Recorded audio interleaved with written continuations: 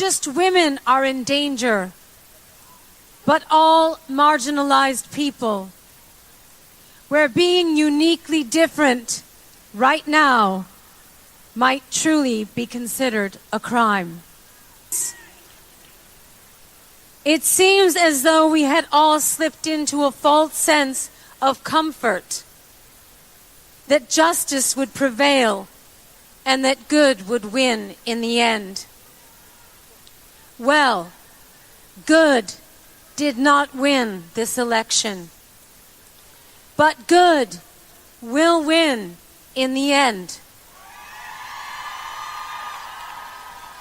So what today means is that we are far from the end. Today marks the beginning of our story. The revolution starts here. The fight for the right to be free, to be who we are, to be equal. Let's march together through this darkness, and with each step, know that we are not afraid. That we are not alone. That we will not back down.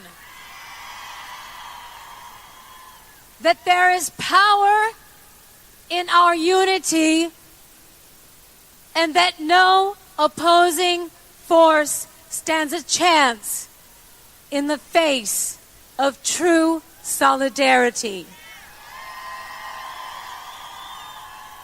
And to our detractors that insist that this march will never add up to anything, Boston Red here with Friday Java, a weekly magazine of political theory, polling, and commentary. It is part of the history called people that make up this fascinating journey. We are part of the Obama network. For that, we make no apologies. What we pledge to do is give you the facts on a bridge to history. What body politics is, the most up-to-date theories of political science and psephology. Stay tuned for this incredible ride. Boston Red, peace out. On the 17th of May, 2019, Friday Java from WBRN Radio and on the Boston Red Network. An eventful last few days.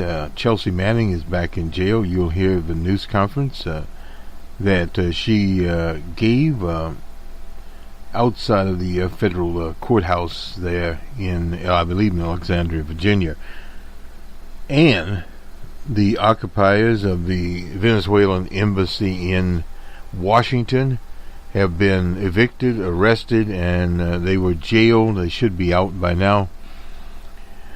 They were given the key by the Venezuelan authorities. Now, Venezuela has broken off diplomatic relations with the U.S., and thus that particular building was there. And the so-called rival government of Guaido had whoever his local representative, that's the puppet, had informed the authorities to do that, and you had the Secret Service, the D.C. police, etc., involved in it. Now, the problem there is that's a violation, literally, of international law. And what you can expect is embassies by governments that are either rivals or they don't like a government, they can immediately seize that. Even in times of war, diplomatic properties have been off limits to whatever government is hosting that particular nation, if they have relations at all there. Now, sometimes relations are handled by other governments. There are some negotiations going on between the two parties in Venezuela via the good auspices of the Norwegians. But those are probably not getting anywhere. And they should not get anywhere. You have a government that's elected, and then you have some puppet that came in by shorthand that obviously doesn't have anything. Doesn't have an office, doesn't have anything, the tools of what you'd call a government, period. but the endorsement of, as they call it, the empire, that's the U.S., and various other little appendges of it. Some of them are less today than they were yesterday, like the UK, Canada, etc.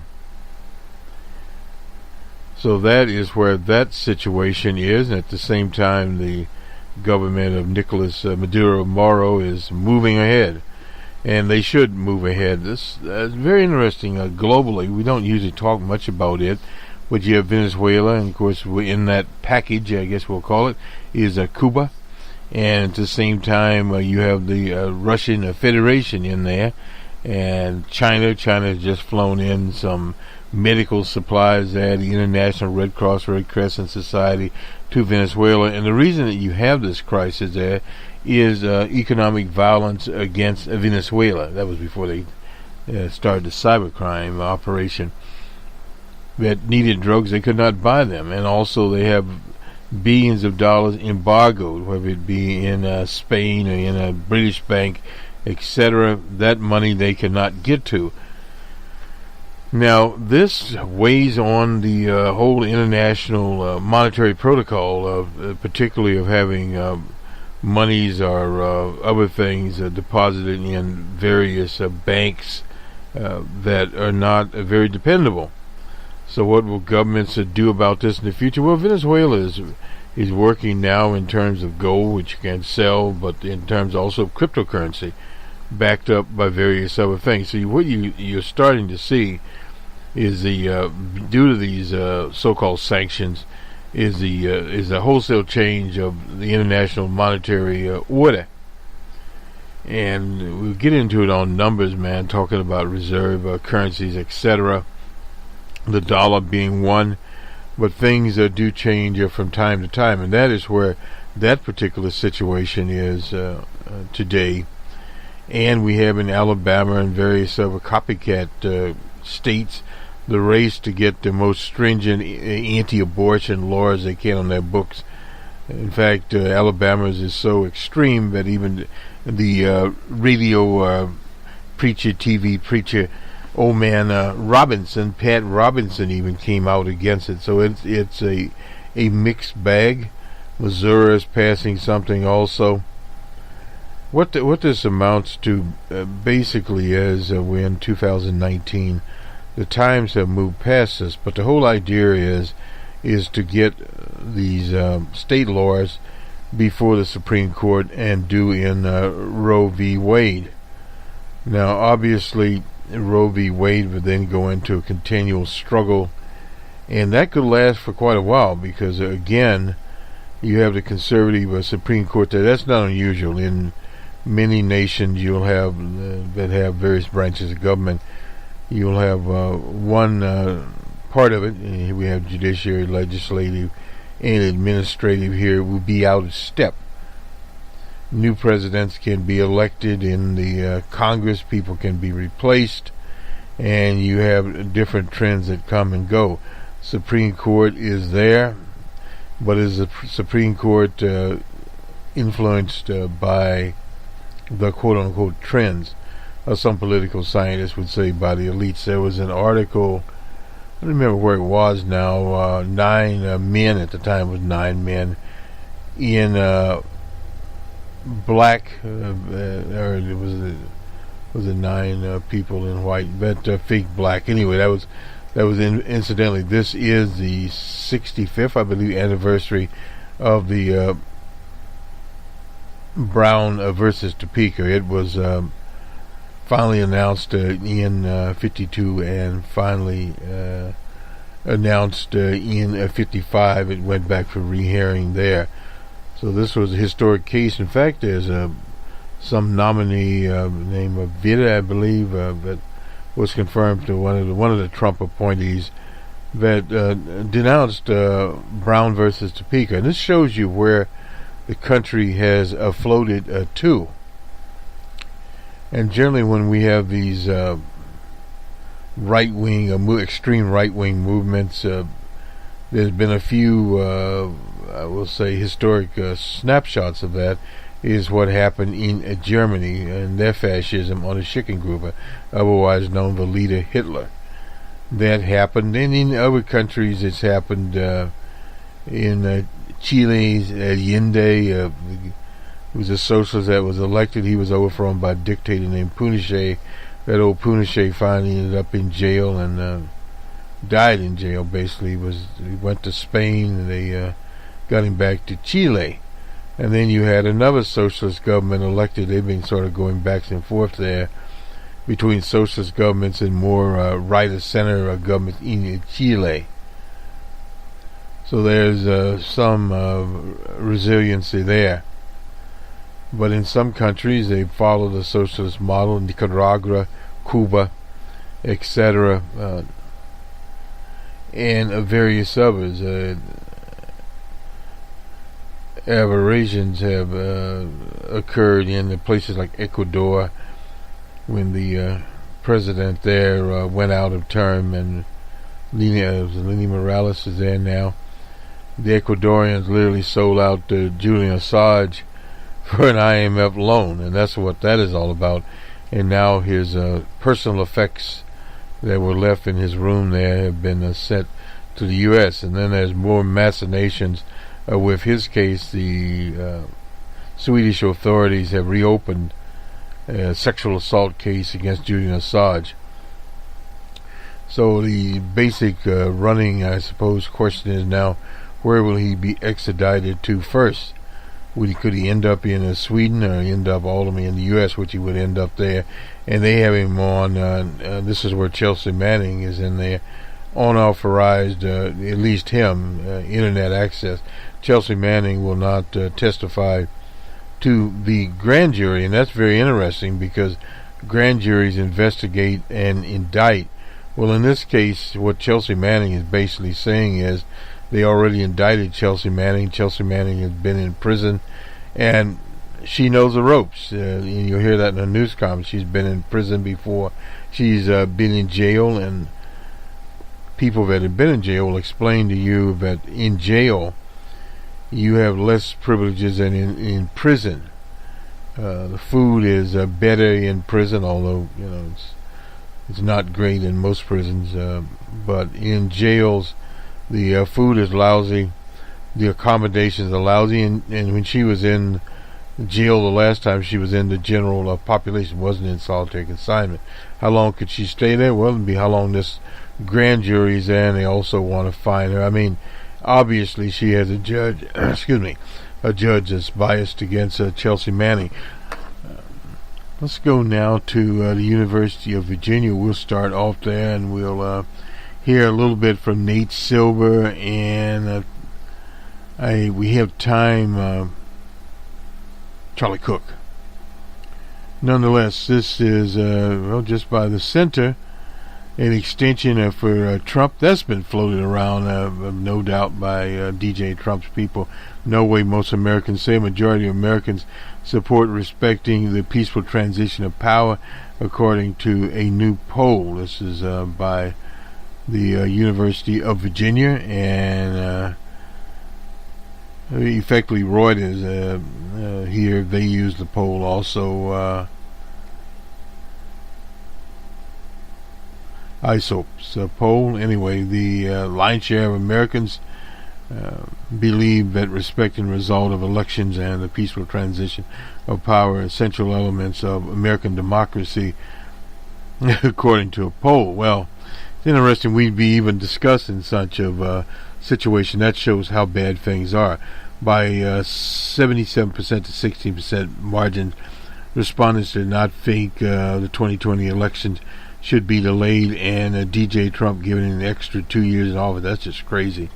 The question was based upon a recent tweet by Liberty University's Jerry Farwell, suggesting that because of Mueller's investigation into the Russian interference in the 2016 election, the president's term should be extended by 2 years. Trump retweeted it. There's a partisan difference in the question. Democrats say overwhelmingly 89 to 9, that's percentage, while Republicans say no by a smaller margin. And this is astonishing here, 62 to 31%. So that's basically where DJ Trump's approval ratings in the 40s. So very, very close there. 7% of respondents say that if Trump loses the 2020 elections, he should ignore the result and stay in office. Well, he could do that. He'd be impeached anyway. He definitely would be thrown out. The majority of respondents agree with the statement that DJ Trump does not respect the customs or traditions of the presidency. 61% overall and 86% of the Democrats say that he doesn't respect the laws of the U.S.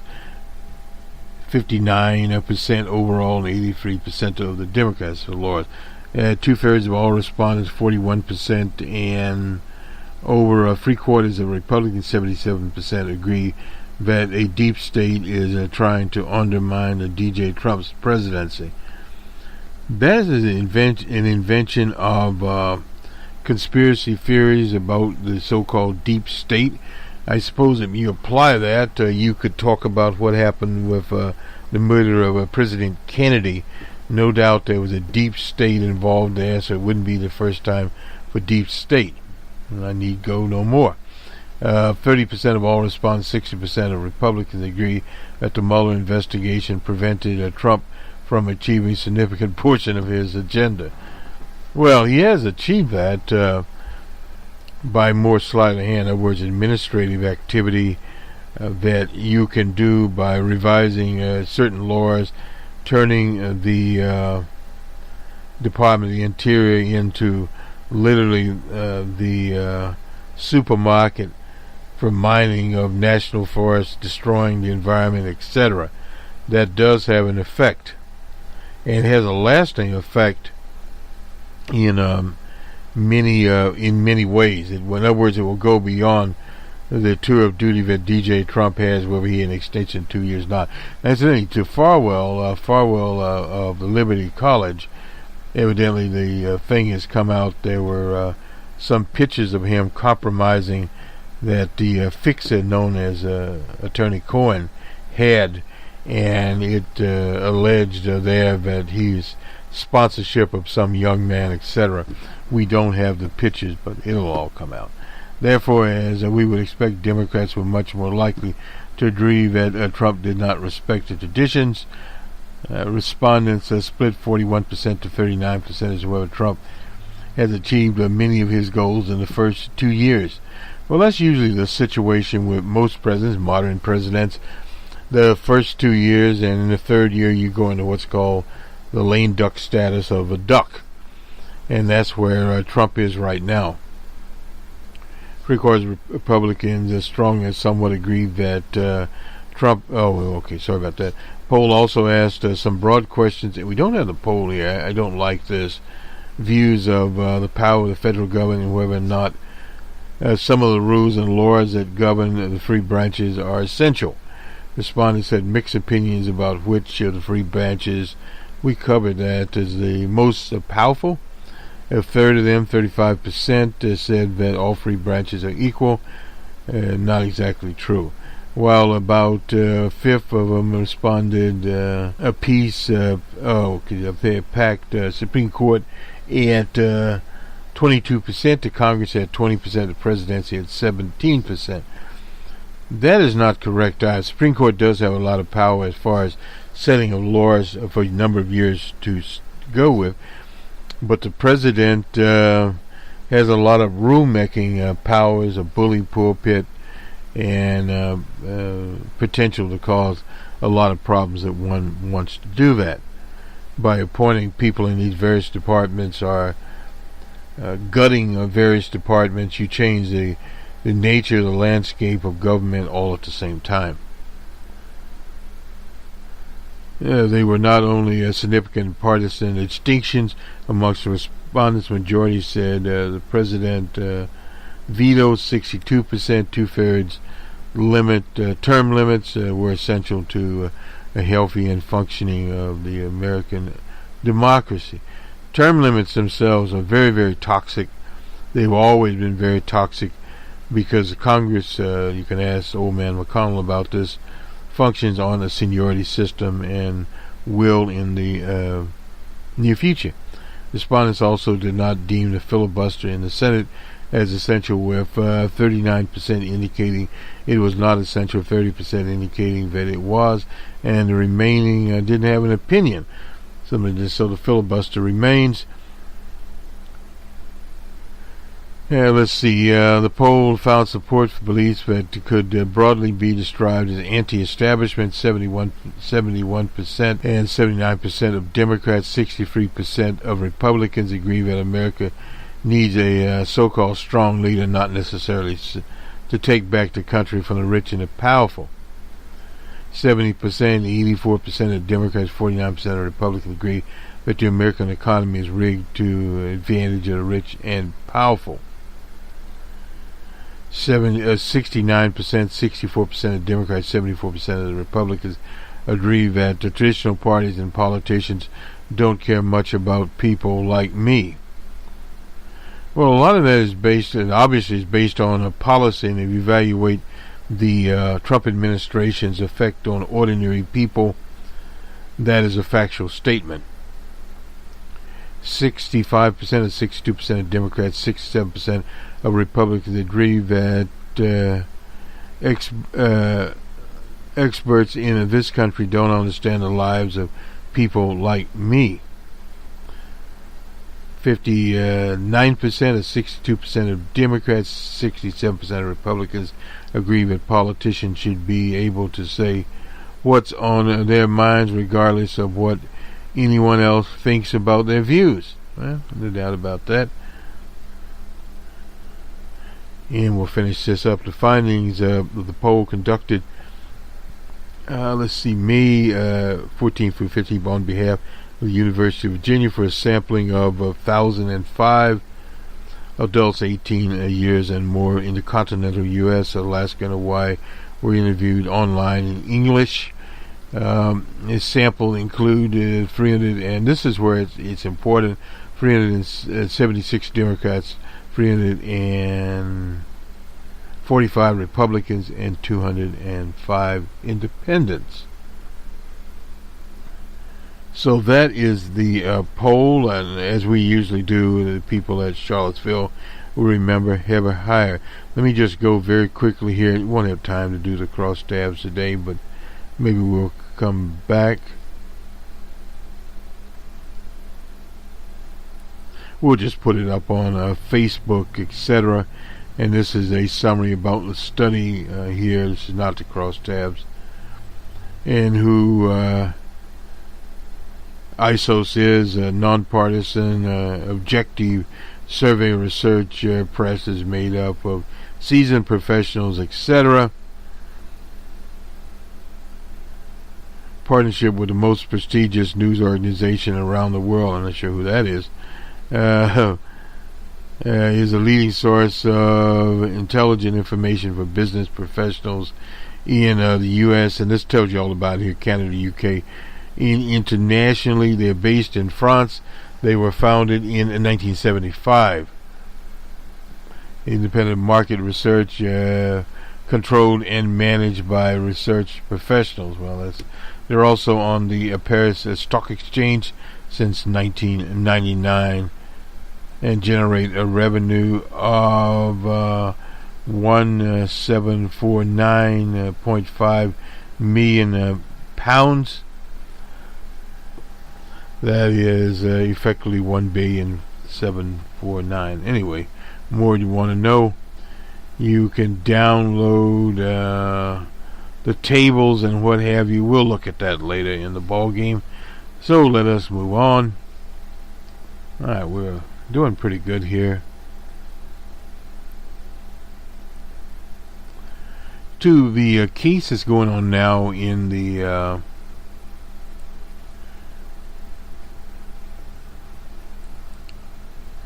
of Eric Garner. There's a disciplinary hearing for the copper that was involved. They applied the chokehold that effectively that killed Eric Garner. He can be heard, I can't breathe. That slogan was out there. A prominent commander. This is on Staten Island, a known repository of reactionaryism. received a text message from one of the officers in 2014 informing him that a man identified as Eric Garner had been arrested and was likely DOA after he had been wrestled to the ground. Not a big deal, the lieutenant replied. We were effecting a lawful arrest. Audible gaps were heard as the texts were read aloud in the disciplinary hearing for the officer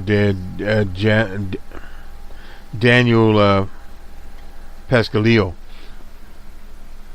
Here he is accused of recklessly using a chokehold that led to Mr. Garner's untimely death after he was detained on suspicion that he was selling untaxed cigarettes called Lucy's. I believe that's the term.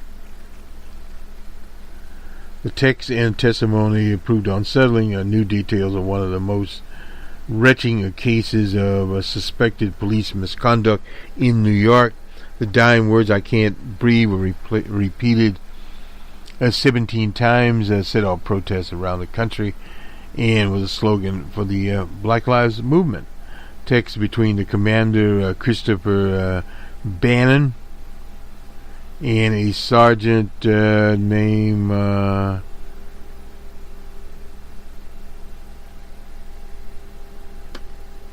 Samaritan, maybe, were revealed for the first time on the fourth day of the hearing for Pataleo. Anyway, he never faced criminal charges. The grand jury on Staten Island declined to indict the Coppa Patalino in 2014. The federal civil rights inquiry dragged for a year without charges being filed. The statute of limitation expired on July 17th, the 5th anniversary of Mr. Garner's death. Let me make sure. Okay. And let me see what else is here.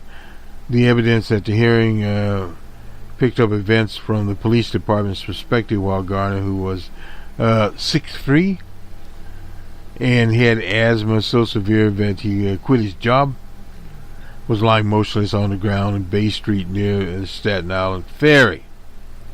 And he'd been arrested and confronted numerous times there. The communication started with Sergeant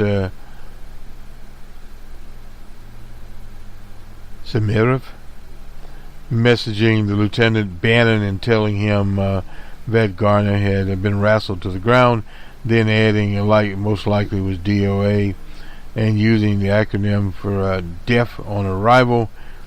He had no pulse, according to Samirov. After acknowledging the message, the lieutenant wrote his follow-up, now linked, not a big deal, with "I can't breathe" as two defining quotations from Gardner's death. No big deal. Gwen Carr, she's the mother of Mr. Garner, angrily told reporters outside of the headquarters that's in Lower Manhattan while the hearing was held, if one of his beloved loved ones was on the ground dead and someone came up to him and said it's no big deal, how would you feel about that?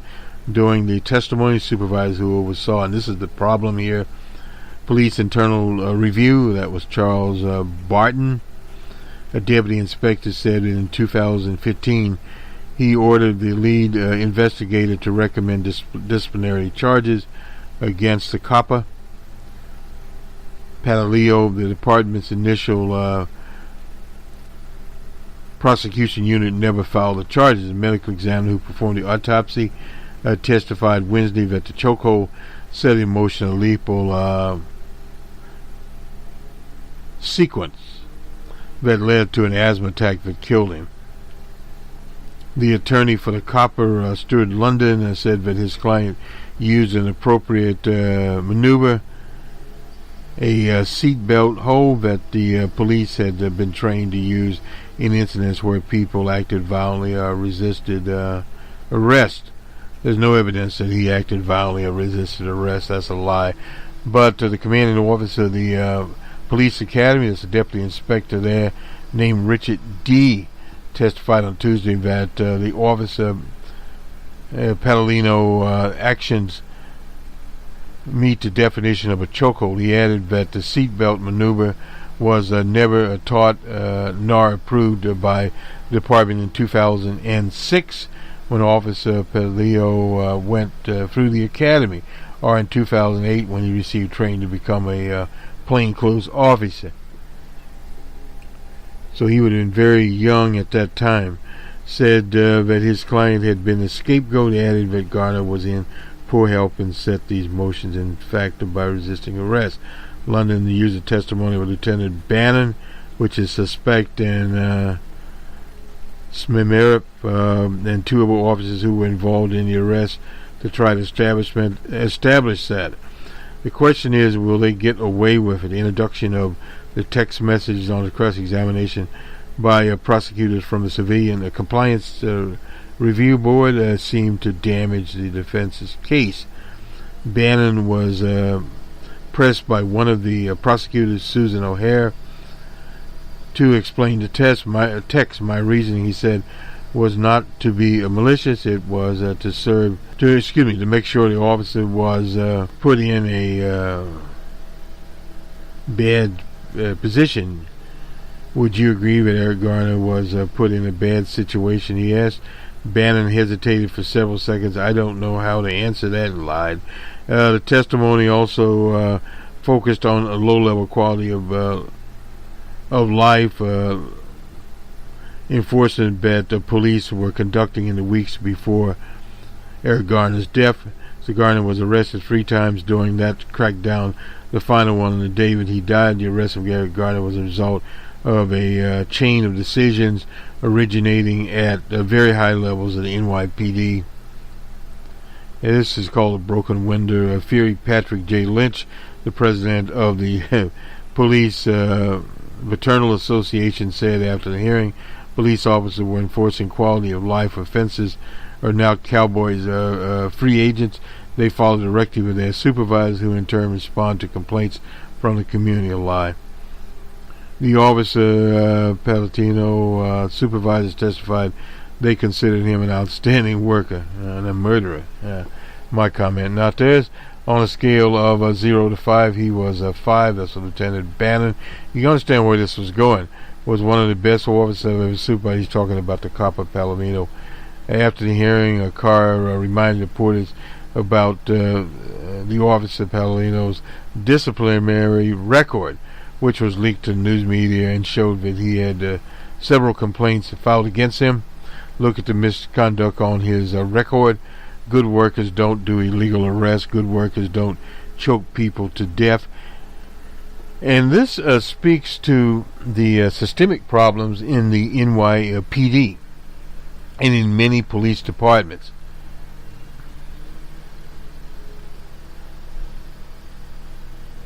In Tompkinsville Park had taken a turn for the worse. Danny and Justin went to collar Eric Garner, and he resisted when they took him down. Eric Garner went into cardiac arrest. He was unconscious, might be DOA. Again, that's for the smokes. He replied, yeah, observed him selling, and this again, then tried to grab him. They were both went down. They called the base SP, and most likely DOA. He had no pulse. Keeping me posted, I'm still here. This is from Bannon wrote, then sending the next message assuring the sergeant Smemerip that it was not a big deal. Bannon's reaction upset the Garner's family and supporters. He will not likely face any disciplinary action, according to police. Too much time has elapsed since he sent the text message. This is from the New York Times. Very, very unfortunate situation. While we're here, let me jump to something from the Herald in Miami. The mayors say feds plan to ship thousands of immigrants to South Florida. What do the feds say? This is Brian in Palm Beach County. Watch out, H. They'll come in to get you. Thursday, being told that 1,000 immigrants will be sent to those counties every month in order to alleviate a surge at the medical board. Broward County leaders posted news online saying that they were told by the feds that hundreds of immigrants will be arriving in Broward County on a weekly basis without designating shelters or funding to house them, feed them, and keep them safe. The mayor there, Mark Bojan, told the Herald Broward County Sheriff's Office was given notice by the Customs and Border Protection that 270 immigrants will be flown to Palm Beach and Broward County every week starting in 2 weeks. That's more than 1,000 a month. The Herald could not independently confirm that, but it was on the radio and elsewhere. The governor's office was not informed of the decision. The counties that did not have the resources, the influx of these people, that's according to DeSantis, the governor, start supporting the president. Well, they can work it out. Last month, the press reports that the administration had considered but rejected a proposal to ship fresh arrivals to so-called sanctuary cities. So now they are arriving there. H will have to cook baked cookies. Anyway, it's unclear if Broward County leaders were told to expect just adults or families, unaccompanied minors. Probably an assortment of characters showing up there at once. So they'd better get some beds ready. If so many people are coming to Palm Beach County, we may have to designate a national emergency because they spread us thin. That was from Brennan said, noting that the city is already wrestling with its own homeless problem. Well, they'll have more there now. All is not well in the Sunshine State. The Miami-Dade Mayor, Carlos Gonzalez, ordered local jails to resume accepting detainers' requests from immigration officers. The request applies to people booked in jail on an unrelated charge, and we're also being sought by immigration agencies for potential deportation. So in other words, a bad situation there.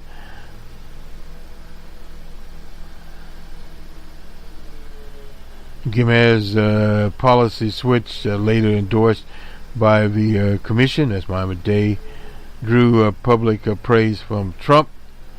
Well, they'll get that. And then Attorney General Sessions. In Green Bay, the president announced his plan to ship immigrants from the border to sanctuary cities. Never happened in the sanctuary cities when they said they could absorb the immigrants. DJ Trump folded, as LBJ would say, like a $3 suitcase in the rain. Let me see where all this is going here.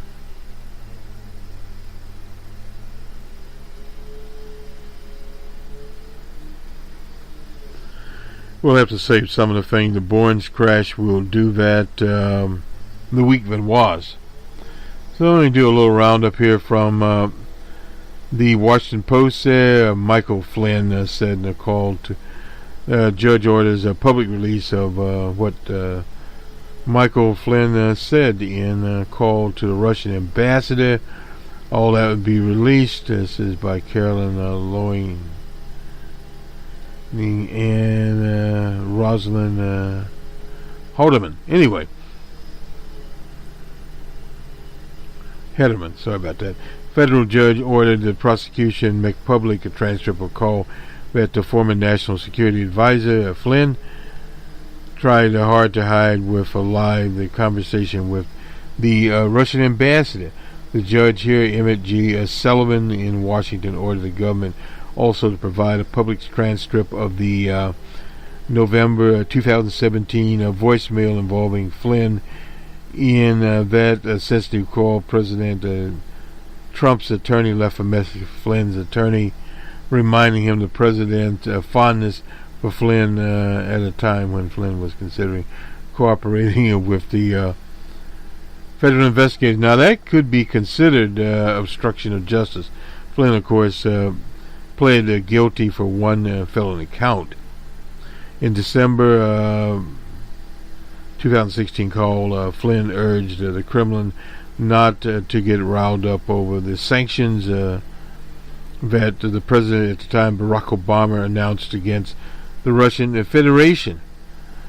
Those conversations were intercepted by U.S. intelligence and raised concern about Russia's secret and frequent contact with Trump types. Sullivan directed the government to provide a copy of those recordings to him in chamber, along with other calls Flynn made. And the record confirms the questions that Flynn, he was a retired lieutenant general and former military intelligence officer, helped federal prosecutors answer after his guilty plea. They admitted to contacting the ambassador Sergei Kislov. At the time, he was Flynn assisted the federal prosecutor in Alexandria, Virginia, same place that Chelsea Manning is being railroaded in. And Trump seemed particularly anxious to convey his affection for Flynn after Flynn left the White House, in wake of reports about his call to Kislov and former Chief of Staff Reese Priebus and former Deputy National Security Advisor K.T. McFarland. Trump asked him to reach out to Flynn. So we get a very interesting situation here going.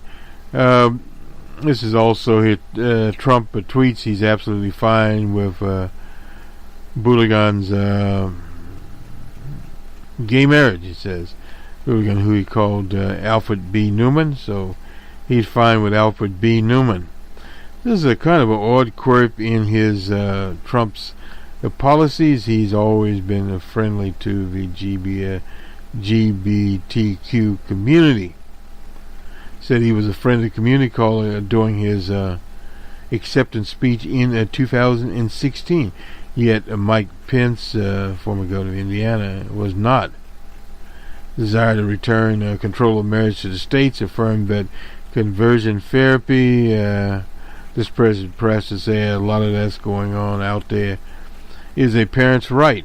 So again, this is mixed signals to a mix of people. Pence accused Buligan of attacking his Christian faith. Buligan responded that he was attacking Pence's use of religion as a justification for his treatment of the LGBT community, something that will be solved later in the ball game. Let me just look at our time here. We don't want to go too far over. Well, we're there. So we'll cut this short. We'll have Charlie Cook, Nate Silver on the week that was, and we'll get to them. Charlie Cook, illustrations of divergent opinions on Trump. Charlie Cook was writing on the 14th of May. We'll save this till tomorrow night. We'll go to ESPN and from the NBA, the National Basketball League. The Warriors 114 to 111 over the Trailblazers. They lead the series 2-0. And we'll get to the leaderboard. There is a tournament going on there. I don't see Tiger Wood up there, but this is the PGA Championship. Tiger already won the Masters, so we don't know where that's going. A picture here of John Daly in a cart smoking a cigarette. A healthy presence there, no doubt. And let's see, the Bruins have swept the Avalanche. Let me get to it here. Oops. Where are we?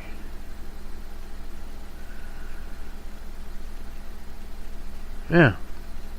4-0. The Hurricanes, sorry about that. They win the series 4-0 there. This is the Bruins and their win over the Avalanche.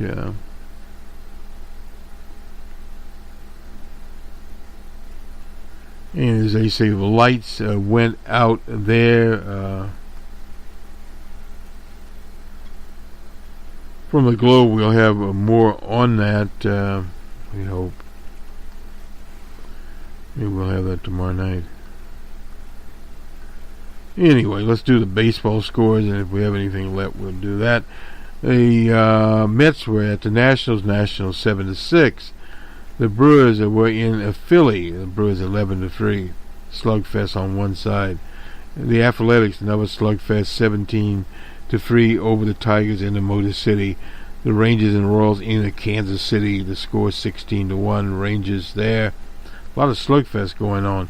Cleveland 14-7 over the Orioles. The Cubbies lost to the Reds in Cincy 4-2.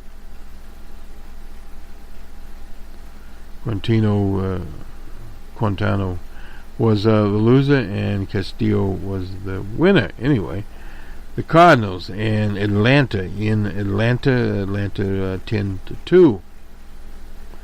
Mr. Wainwright, the knuckleballer, was a loser. Blue Jays and White Sox in Chicago. White Sox 4-2. Twins and Mariners in Seattle. Twins pulled that one out 11-6. And finally, the Pirates were in San Diego. The Padres 4-3 was that score. And the PGA comes up here. We'll cover it. PGA.com. We'll see where we are in that case. We'll have a little better coverage of it tomorrow night. As to where that goes, looking at the leaderboard, just seeing where the Tiger is. Jordan Smith. Wait a minute here.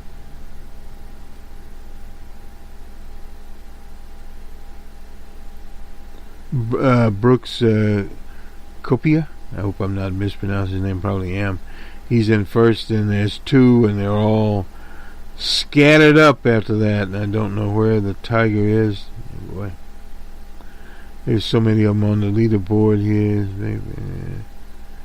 Don't even see the poor Tiger. Jason Day, and what their scores are.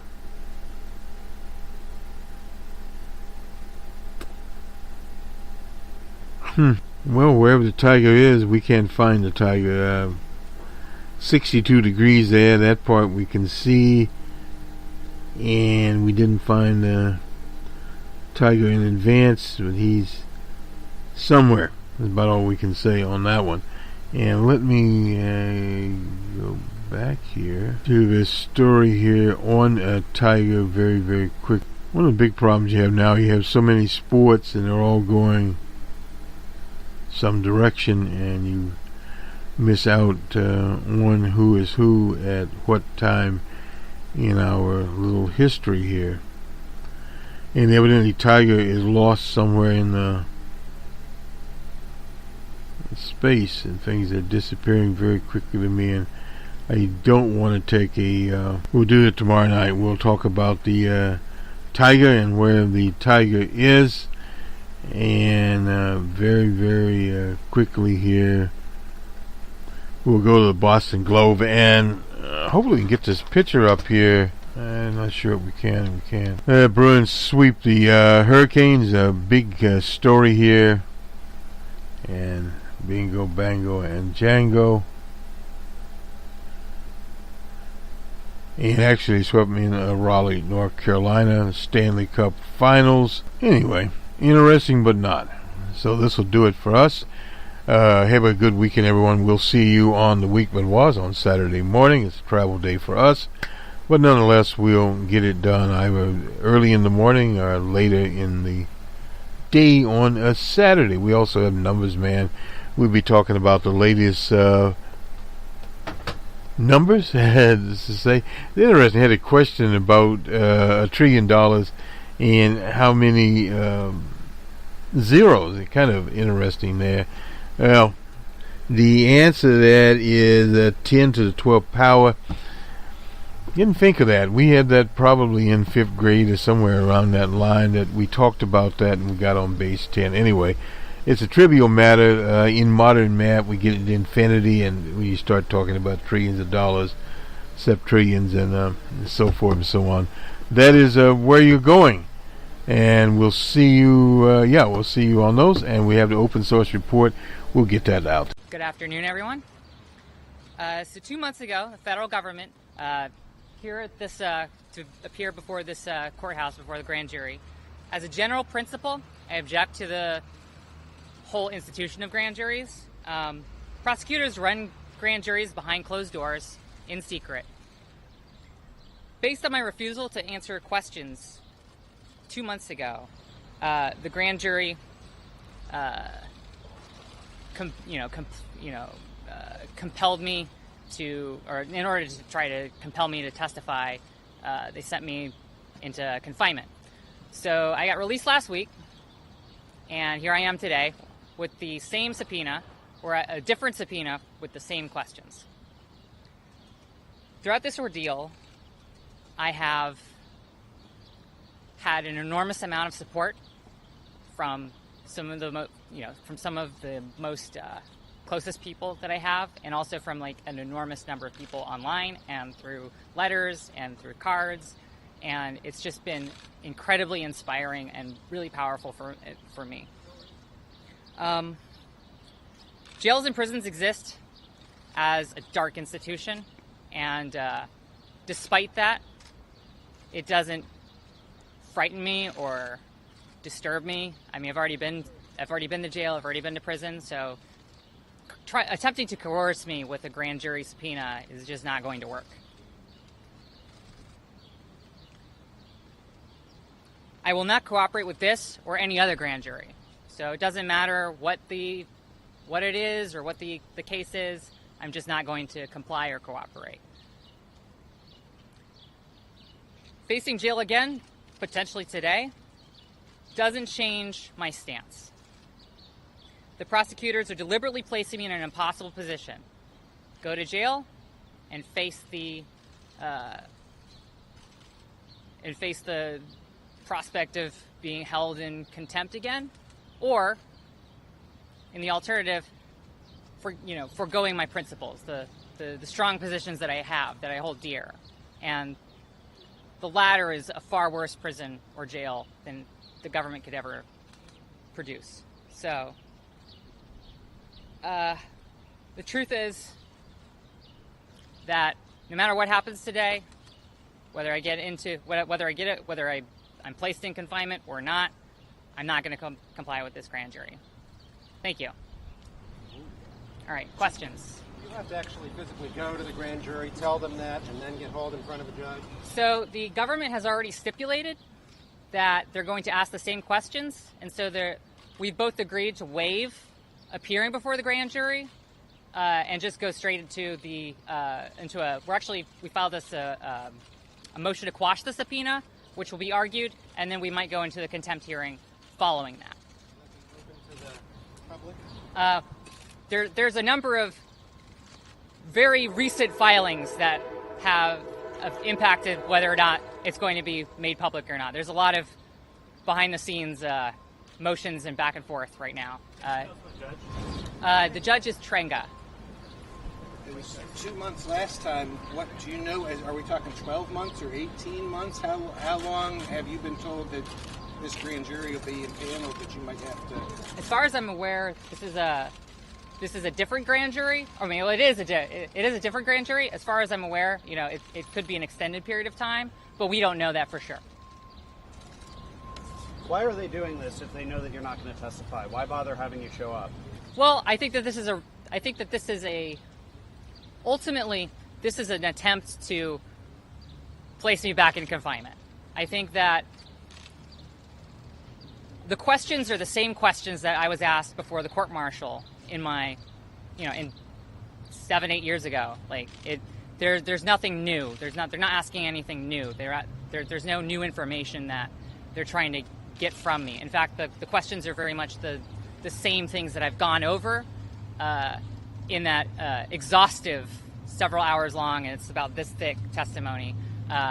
So I think that ultimately the goal here is to really, relitigate the court-martial from my perspective. They didn't like the outcome. I got out.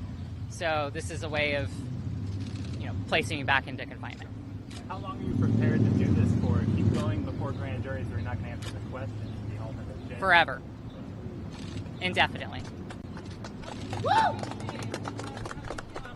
Jail time. So this is a jail and not a prison. Jails have fewer resources available. So if I'm in there for an extended period of time, it's going to impact my health. They don't have the same resource. I had surgery recently, and I've had a few, thankfully not life-threatening complications, but I've had complications from the confinement that I just got out of. So they don't have the medical capacity to hold people in confinement for too long in a jail. So ultimately, if I'm in for years, that could really impact my health. So also the food in jails is 3 or 4 times worse. So the information that they want is they haven't identified a targeted individual. It's very broad and generic, and it's very much the same things that I was asked at my court-martial about what documents were leaked, when that happened. A lot of the same things. It's very sequential. It's not so much about how it was leaked. It was more about my intentions and when and the steps that I went through that process. So it's very, very much information that's already out there that they could just go to the court-martial testimony and see that it's right there. What hope, if any, do you have that either the new judge or the fact that you've been through 62 days and shown some resolve, what hope do either of those give you for a different outcome? I think we have a very strong case. We have more evidence now. We have more information now about the grand jury subpoena. And this really is, even though it's a different subpoena, it is for the same questions. So this is based upon the information that we've learned from the previous process. We have a stronger case, I do believe. Is there any discussion about whether you can put back in solitary if you are jailed again, or an agreement with the government about that, your conditions? As far as I'm aware, administrative segregation is not likely. So I think that I will be placed back into general population as it was last week. Whenever I went, I'll just be returning. I'll spend maybe a day in booking and then go back into confinement, into the general population. Any other questions? What's your impression of Julian Assange's U.S. indictment and, your name being invoked in that? So, I've actually reviewed the evidence in this case. Much of it is classified still, so I can't really talk about that. But what I can say is that and I've read the indictment, and I've read the affidavit that's attached to the indictment, and the case doesn't make sense. It seems kind of bananas in comparison to the evidence that we got out and the interviews that we've had. So it's just a very bananas case. It doesn't.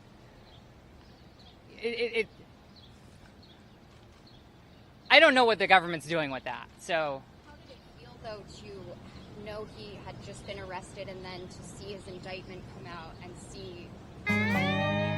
Well, I think what's more important here is the fact that there's already been an indictment. So if there's already an indictment, then why are we going through the grand jury process? So, because the purpose of the grand jury is to obtain indictments. It's not to review testimony or preview testimony. And that's one of the problems with that's one of the issues that we're raising, is that if this is for a case in which there's already an indictment, why is there a grand jury subpoena? Talk about your lawyers talking about the government and surveillance on you.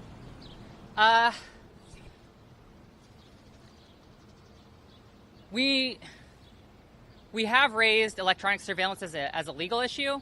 I'm I'm not sure. I'm not terribly sure what I can disclose about that. But what I can say for certain is that we do believe that we have strong evidence that unlawful electronic surveillance has taken place.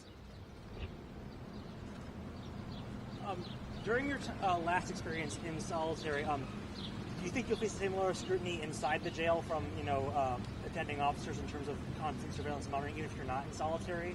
Are you expecting a lot of pushback in the same way there, if you are interred again?